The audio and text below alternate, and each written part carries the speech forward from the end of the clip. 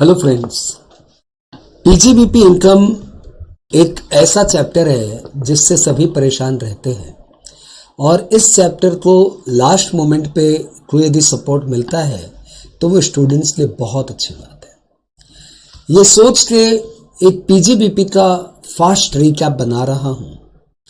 इस रिकैप को मैंने प्रैक्टिकल ओरिएंटेड रखा है क्योंकि पीजीबीपी में थ्योरी यूज है और कई बार स्टूडेंट उस थ्योरी के बोझ के कारण प्रैक्टिकल को छोड़ के चला जाता है। इसलिए ये जो मैं summarise business and profession chapter पे अपना लेक्चर बना रहा हूं that will be only practical oriented और सिर्फ वो बातें यहां पे होंगी जो एग्जाम में न्यूमेरिकल में पूछा जा सकता है। बिजनेस एंड प्रोफेशन निकालने के मतलब profit and gains from business and profession कैसे निकालेंगे, how to compute the income, उसके लिए दो मेथड बताए जाते हैं, direct method, indirect method. Direct method में बोला जाता है एक वापस से आप पीएल अकाउंट बनाइए considering the provisions of IT act, जिसमें जो जो income business and profession head में आनी चाहिए उसको क्रेडिट करिए और जो जो expenditure business and profession head में पीजीबीपी हेड में अलाउड है उन्हें डेबिट करिए, बाद बाकी सब इग्नोर करिए। लेकिन डायरेक्ट मेथड इसलिए इतना पॉपुलर नहीं है क्योंकि आईटी रिटर्न का जो फॉर्मेट है वो इनडायरेक्ट मेथड के अनुसार बनाया हुआ है। इसलिए इनडायरेक्ट मेथड ज्यादा पॉपुलर है, जिस मेथड में यह बोला गया है कि वापस से पीएल बनाने की आवश्यकता नहीं है। आप net profit as per accounts को स्टार्टिंग पॉइंट लीजिए और जो जो एक्सपेंडिचर डिज अलाउड है यानी जो जो expenditure business and profession head में अलाउड नहीं है उन सबको ऐड बैक करिए। All expenditure which are allowed under the head PGBP and shown in PL, उसका कुछ मत करिए, कुछ ना करो। और यदि एक्सपेंडिचर अलाउड है लेकिन बिजनेस एंड प्रोफेशन के पीएल में नहीं दिया हुआ है, इट इज सरप्राइजिंगली, यदि ऐसा है कि कोई एक्सपेंडिचर अलाउड है आईटी एक्ट में लेकिन अकाउंट्स के पीएल में नहीं डाला हुआ है तो उसको लेस कर दीजिए। क्रेडिट साइड में है तो those income which are not taxable under the head PGBP should be subtracted and those income which are taxable under the head PGBP and shown in the PL don't do anything and those income which are taxable under the head PGBP but not shown in PL add the same. अब ये format करने के बाद हमें कुछ नहीं करना, बस लॉ के कुछ बेसिक प्रोविजंस दिमाग में रखने हैं जो इतने टफ नहीं है दोस्तों, बहुत आसान है। वो पॉइंट्स आप दिमाग में रख लो तो मोटा मोटी बिजनेस एंड प्रोफेशन का सम हैंडल हो जाएगा। Let's start those points. पहला, profit and gains from business and profession निकालते समय कोई भी एंटिसिपेटेड एक्सपेंडिचर अलाउड नहीं है। यानी यदि आपको कोई भी एंटिसिपेटेड एक्सपेंडिचर दिया हुआ है like provision for bad debt तो आप उसे ऐड बैक कर दीजिए। रिजर्व भी प्रोविजन की तरह ही है, लिटरली तो वो एक्सपेंडिचर ही नहीं है, इसलिए आप प्रोविजंस एंड रिजर्व को ऐड बैक कर दीजिए। दूसरा, कोई भी कैपिटल एक्सपेंडिचर अलाउड नहीं है एक्सेप्ट साइंटिफिक रिसर्च से रिलेटेड कैपिटल एक्सपेंडिचर। तो साइंटिफिक रिसर्च से कैपिटल एक्सपेंडिचर को छोड़ के all capital expenditure if shown in PL add back कर दीजिए। ठीक है, अपने इतने टेक्निकली नहीं जा रहे, it is we are moving कि एग्जाम ओरिएंटेड रिकैप है ये। ठीक है। दूसरा, कोई भी रेवेन्यू एक्सपेंडिचर यदि वो बिजनेस से रिलेटेड है, incurred in the previous year है और कोई लॉ का वायोलेशन नहीं है तो वो अलाउड है। नेक्स्ट, कोई भी नोशनल एक्सपेंडिचर यानी जो एक्सपेंडिचर आपने किया नहीं है, आपने अपने आप को दे दिया, like rent to proprietor, like salary to proprietor, ये सब खर्च अलाउड नहीं होते आईटी एक्ट में, तो इन सबको आप ऐड बैक कर दीजिए। कोई भी लीगल एक्सपेंडिचर अलाउड है और कोई भी expenditure in violation of law disallowed है। इनकम टैक्स सेक्शन 40A में बोला हुआ डिज अलाउड, वेल्थ टैक्स बहुत पुरानी कहानी है लेकिन वो डिज अलाउड। इलीगल इनकम हो या लीगल इनकम हो सब टैक्सेबल है, लेकिन एक्सपेंडिचर्स में illegal expenditures are not allowed. Depreciation as per accounts add कर देना और depreciation as per IT act less कर देना। रिपेयर्स में current repair is allowed, capital repair is disallowed, rent to proprietor is allowed and rent to partner is disallowed. Preliminary expenditure under section 35D is allowed in 5 equal installments. And maximum preliminary expenditure can be 5% of cost of project.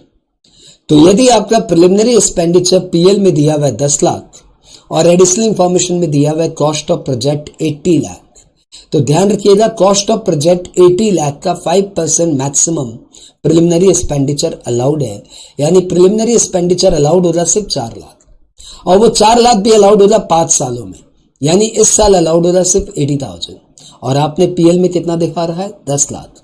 तो treatment कैसे करेंगे, preliminary expenditure as per accounts add 10 lakh and preliminary expenditure as per IT Act less 80,000। Amalgamation या demerger पे कोई भी खर्च होता है तो इंडियन कंपनी को सेक्शन 35 DD में वो अलाउड है। 35 DD को मैंने नाम दिया दो दिल की एक ही कहानी है, या तो ये अमालगमेट होते हैं या फिर डीमर्ज हो जाते हैं। तो अमालगमेशन या डीमर्ज का जो भी खर्चा है वो इंडियन कंपनी को अलाउड है, the company which incurs the expenditure in 5 equal installments.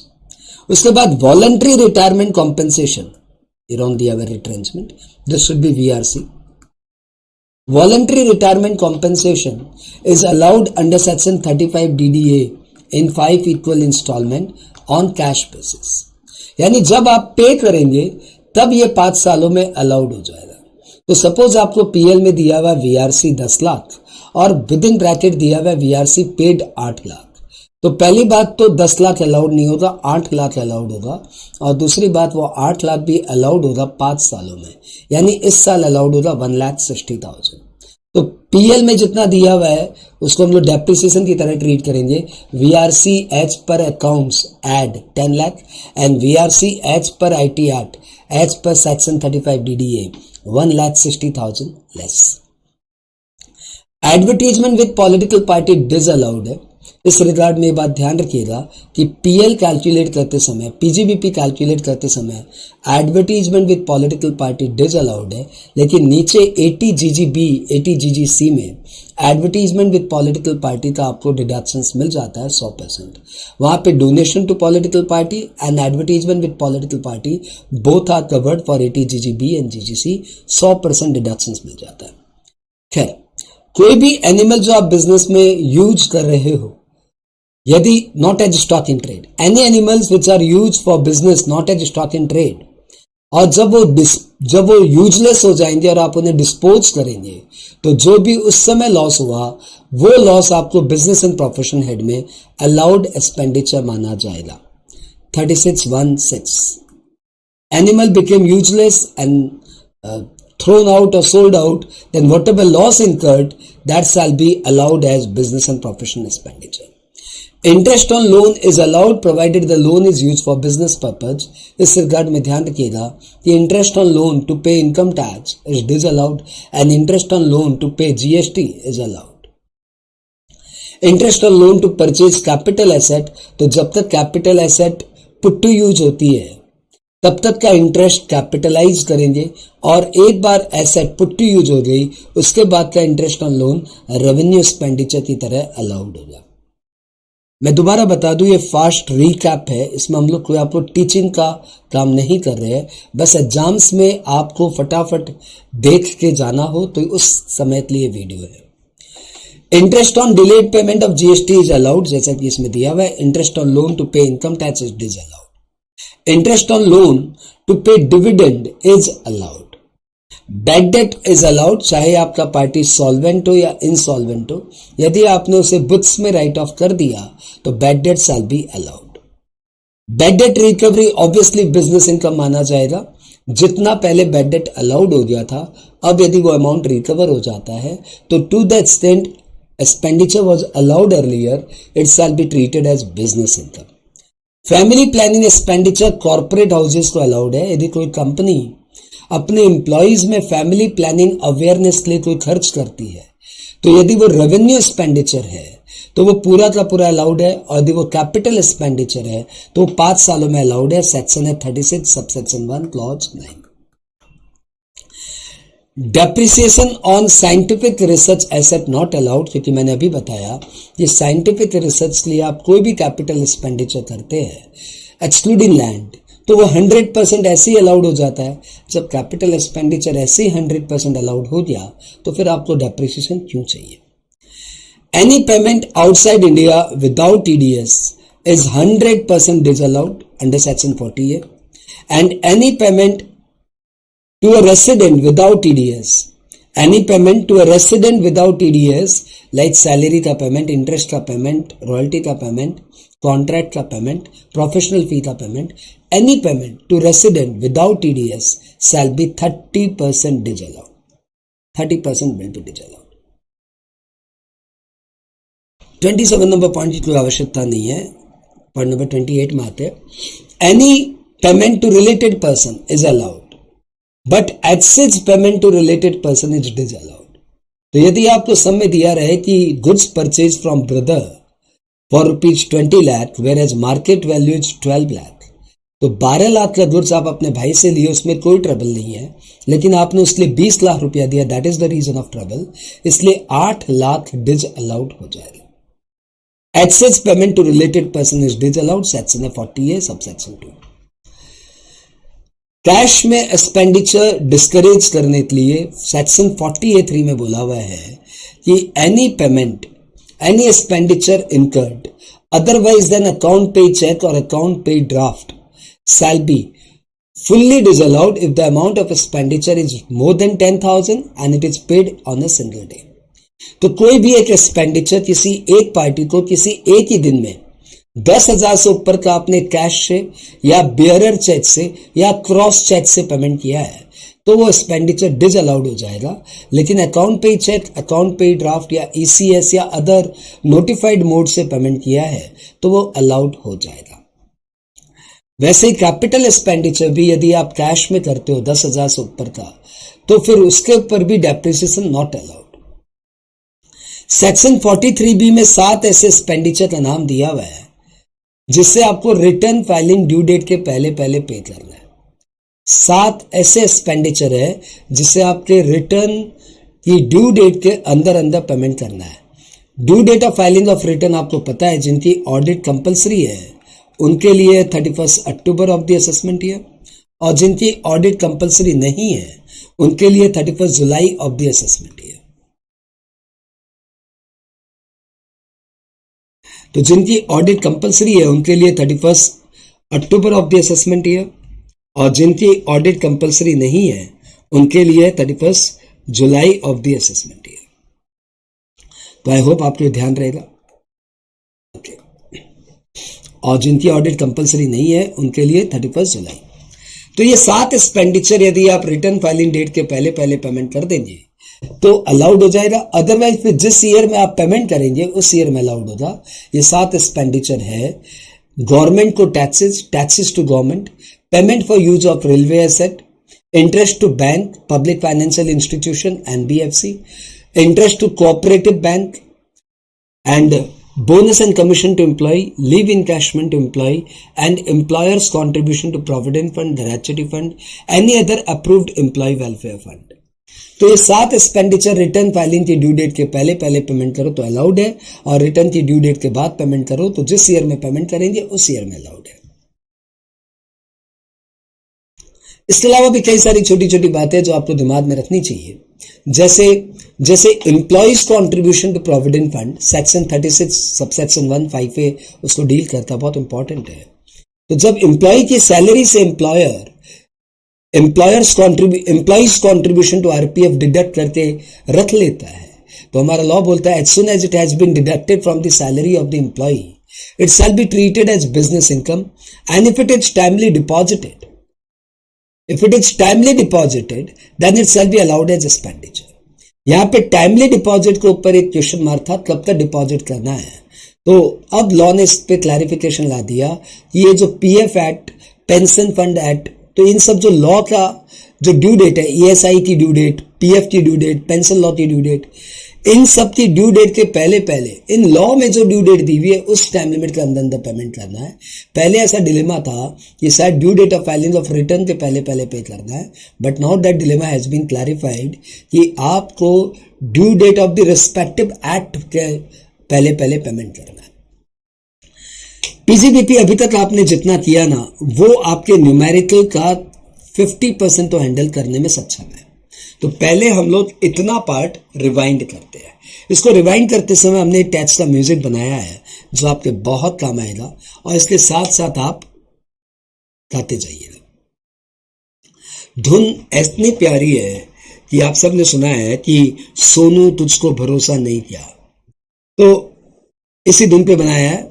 साथ में आ जाओ, लिरिक्स आपके सामने चल रही है तो आपको साथ साथ गाना चाहिए ताकि आपके प्रोविजंस याद हो जाए। स्टूडेंट तुझे पीजीबीपी से डर लगता क्या, मेरे संग 5 मिनट आता क्या, कुछ भी नहीं है टफ टफ, चल मेरे संग भाई रट रट, इनकम टैक्स तो है डिसअलाउड, आईडीटी सारे allowed, dividend CDT disallowed, interest paid allowed,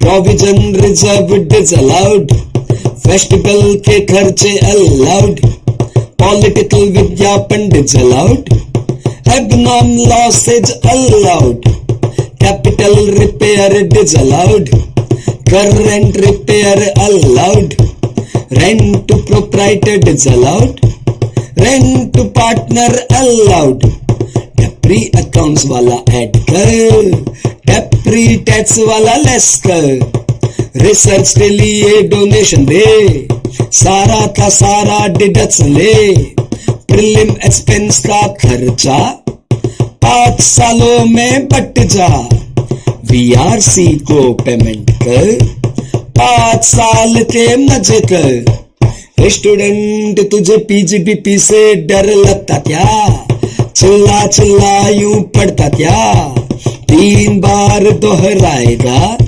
सब इजी हो जाएगा, रोते रोते जो पढ़ेगा डेफिनेटली तू मरेगा, धंधे में रिश्ता लगाएगा एक्सेज गोल हो जाएगा, कैश में खर्चा मत कर टुल्लू, बन जाएगा उल्लू, साथ खर्चों का ध्यान रख, ड्यू डेट के पहले पे कर, अकाउंट्स जो ना बनाएगा 25,000 की खाएगा, ऑडिट जो ना कराएगा 1.5 लाख की खाएगा। स्टूडेंट तुझे पीजीबीपी से डर लगता क्या, मेरे संग गाना गाया क्या, बंगाल में हम गाए हैं, मुंद्रा सरजी बनाए हैं, अच्छा लगा तो लाइक मार, थैंक यू लव यू प्यार प्यार।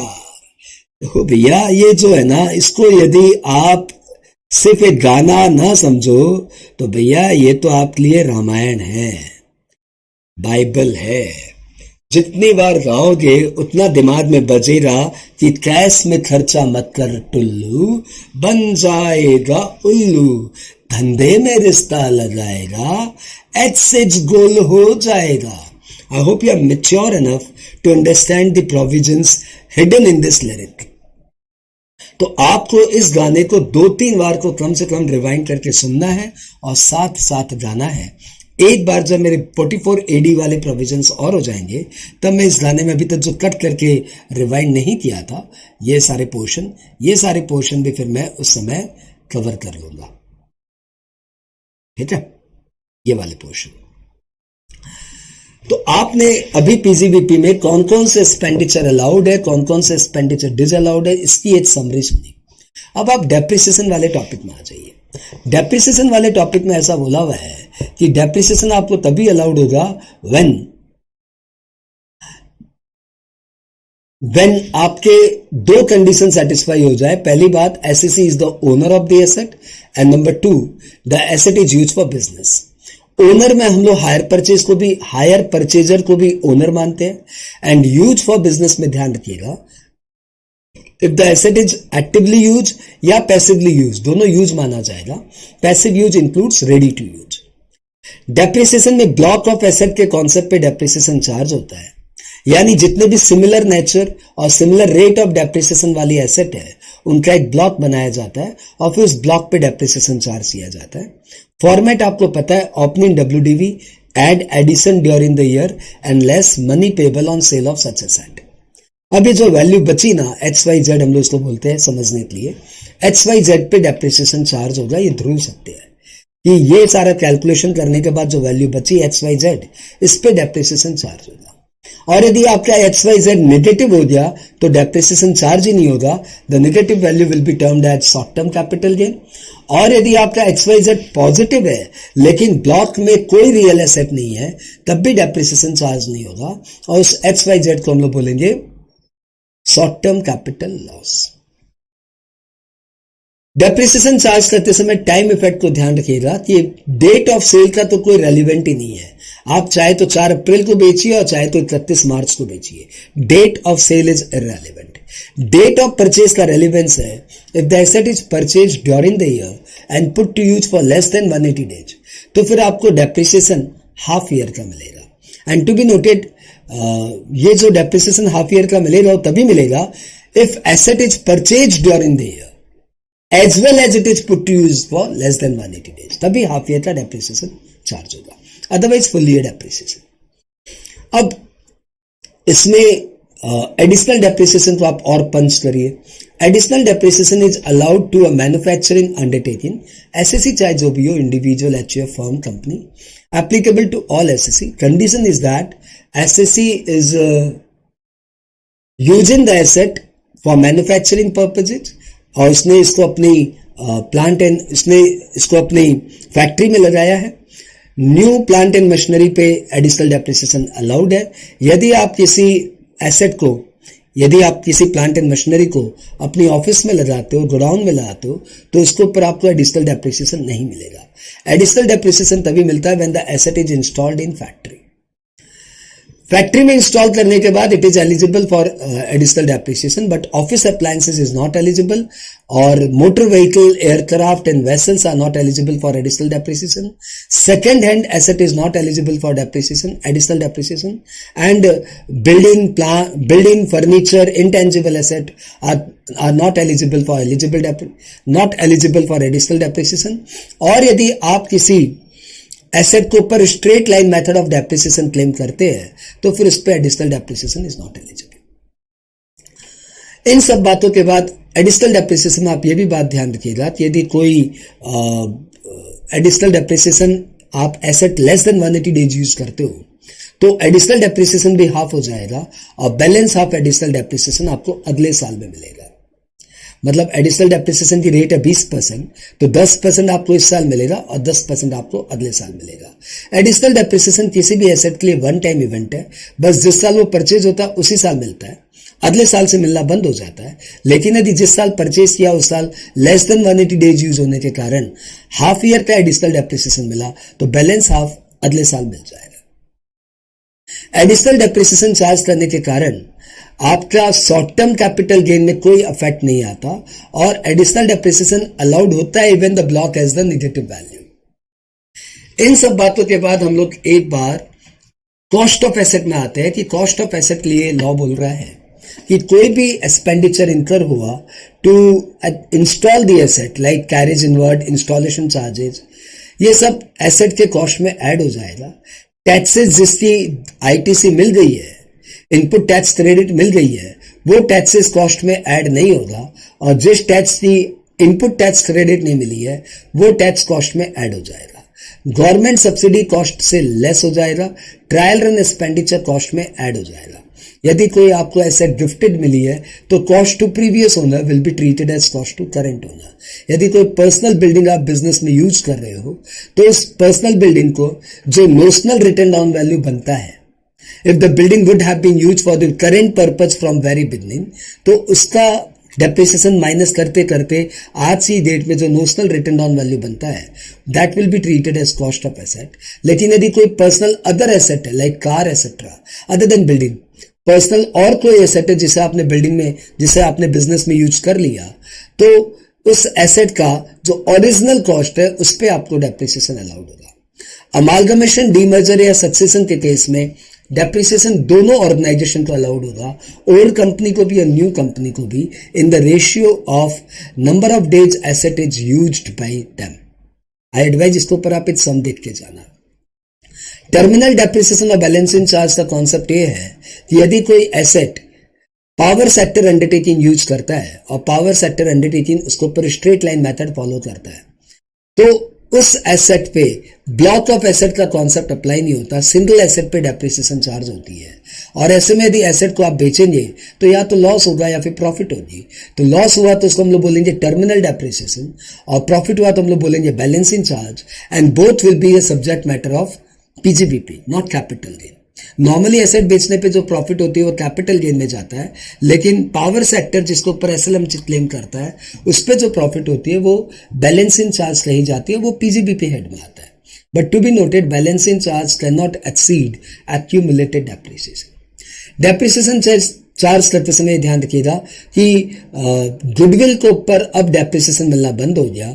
गुडविल ओन्ड है, मतलब क्रिएटेड है, सेल्फ जनरेटेड गुडविल है, तो उस पर तो डेप्रिसिएशन का सवाल ही नहीं उठता। इवन जो परचेज गुडविल है, इवन जो अमालगमेशन करते समय एक्सचेंज पेमेंट हुआ वो वाली गुडविल है, उस पर भी डेप्रिसिएशन मिलना बंद हो गया है। डेप्रिसिएशन की मैक्सिमम रेट 40% है। कोई भी एसेट पे ज्यादा से ज्यादा 40% ही डेप्रिसिएशन आपको अलाउड हो सकता है। ये मोटा मोटी आप डेप्रिसिएशन का कंटेंट अपने साथ रखना और एक आधे सम की प्रैक्टिस कर लेना, तो डेप्रिसिएशन आपसे हैंडल हो जाएगा। अब हम लोग आ जाते हैं प्रिजम्पटिव इनकम में। Section 44 AD deals with the presumptive income which is applicable to all resident individual HUF firm but is not applicable to LLP। यदि कोई भी नोटिफाइड SEC, कोई भी स्पेसिफाइड SEC कोई भी तरह का बिजनेस करता है, यदि उसका टर्नओवर 2 करोड़ तक है तो हम उसे प्रिजम्पटिव इनकम मान लेते हैं 8% ऑफ इट्स टर्नओवर।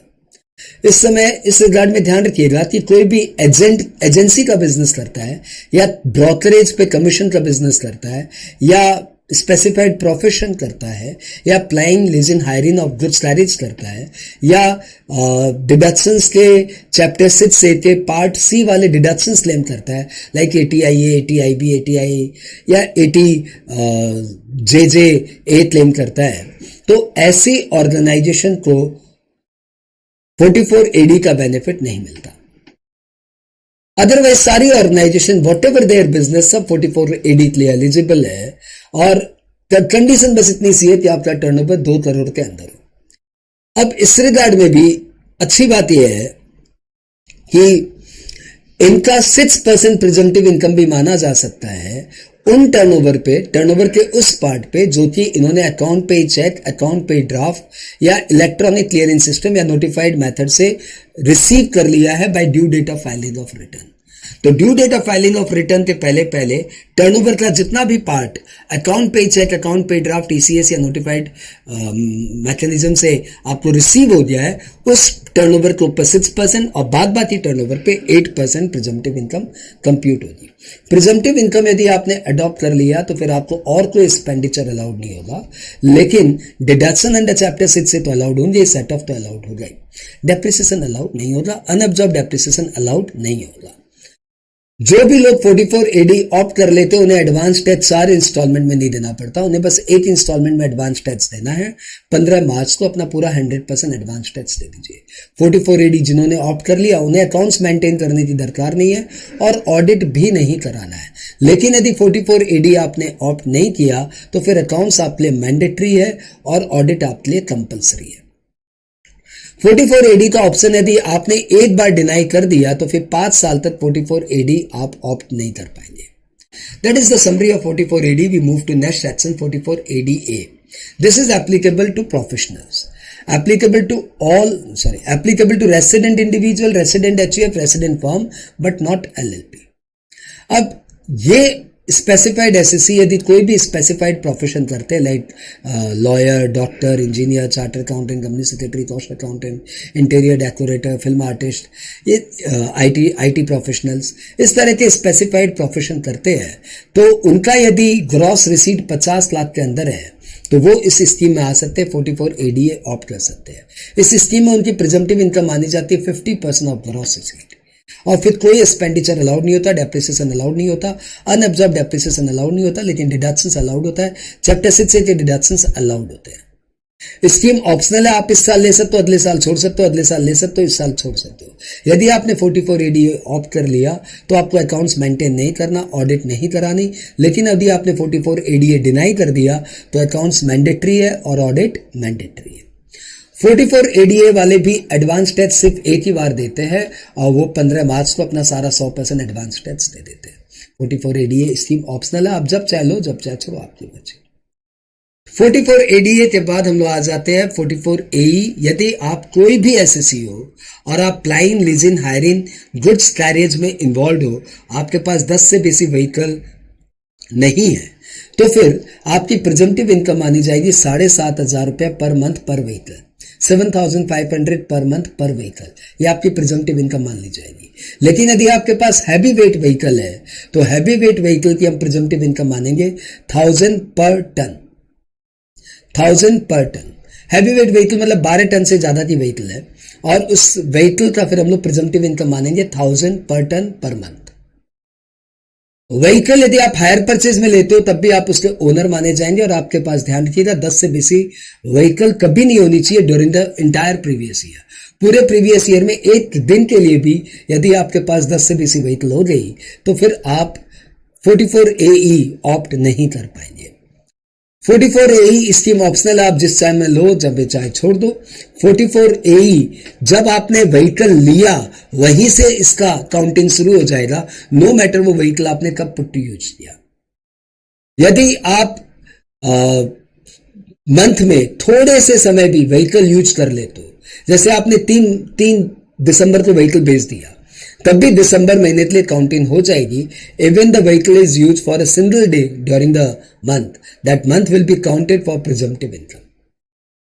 यदि आप 44 एई ऑप्ट करते हो तो फिर आपके ऊपर अकाउंट से रिस्पॉन्सिबिलिटी नहीं है, ऑडिट आपको नहीं करानी। लेकिन 44 एई आप डिनाई करते हो तो अकाउंट्स मैंडेटरी है, ऑडिट मैंडेटरी है। इसमें भी वही सब बातें जो 44 एई ऑप्ट कर लेते हो उनको कोई एक्सपेंडिचर अलाउड नहीं है, डेप्रिसिएशन अलाउड नहीं है, अनअब्जॉर्ब डेप्रिसिएशन अलाउड नहीं है। लेकिन यदि आप 44 एई ऑप्ट करते हो तब भी आपको डिडक्शंस मिलेगा, सेट ऑफ मिलेगा।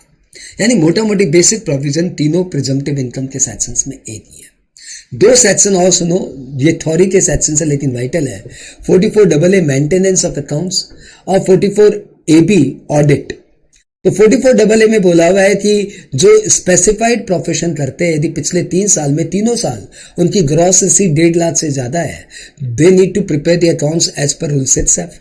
और यदि पिछले 3 साल में एक भी साल उनकी ग्रॉस रिसीट 1.5 लाख से कम रह गई तो फिर उनको अकाउंट्स मेंटेन करना पड़ेगा to enable assessing officer to compute their income. Regarding business वाले और अदर प्रोफेशन वाले, उनके लिए नियम यह है कि पिछले 3 साल में यदि एक भी साल उनका टर्नओवर या ग्रॉस रिसीट 10 लाख से ज्यादा हो जाए और इनकम 1,20,000 से ज्यादा हो जाए तो they need to prepare accounts to enable assessing officer to compute their income.